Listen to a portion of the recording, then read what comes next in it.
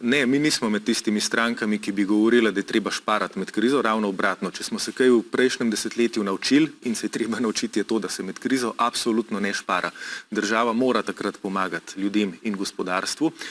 Tretje, treba je pa to početi na pameten način, česar pa ta vlada ne počne.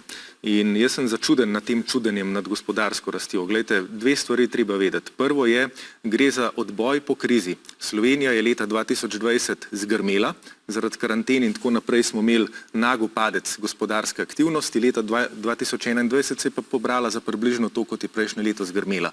Mislim, če dam lahko to metaforo, če jaz zdajle počepnem, pa še enkrat ostanem, pač to ne pomeni, da sem zrastel. Ne? To se je zgodilo v Sloveniji v zadnjih 2 letih.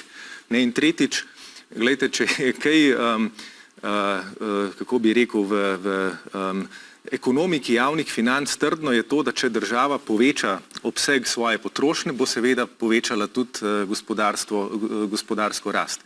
In Slovenija je lani 4 milijarde evrov in letos 4 milijarde evrov plasirala v gospodarstvo. 4 milijarde evrov, gledajte, v enem letu to je skoraj 10% BDP-ja. Ne? In da zdaj 4 milijarde evrov potisneš podjetjem, pa ljudem, pa tako naprej, seveda se bo zaradi tega pač povečala potrošnja, pa povečala se bo gospodarska aktivnost in sledila bo rast. Problem pa je, da tega ne moreš početi v nedogled in sledilo bo leto 2023, kjer ta vlada planira, da je treba takrat prišparati kar 1 milijardo. To je 3-krat toliko, kot smo v enem letu prišparali z ZUJF-om, pa je gospodarstvo zgrmelo v krizo in kako bi rekel, naslednji finančni minister ima že nekako v zvezdah neuprogramirano, da bo najslabši finančni minister v zgodovini, ker se bo moral pač s tem soočati.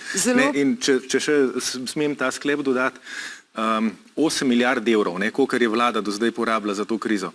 Glede, 8 milijard evrov je investicijski denar, ki ga je prej recimo ta država porabila v 8 letih. Ne? Se pravi, za 8 let investicij smo skurili v 2 letih. Pa vas vprašam, je iz tega zrasla, gledajte, 8 milijard evrov je denar, s katerim bi lahko zgradili klinični center, pa 10 tisoč novih stanovanj, pa 10 tisoč postelj v domovih za starejše, pa bi ostali še kaj za železnice, pa za solarne elektrarne, pa za znanost, če hočete.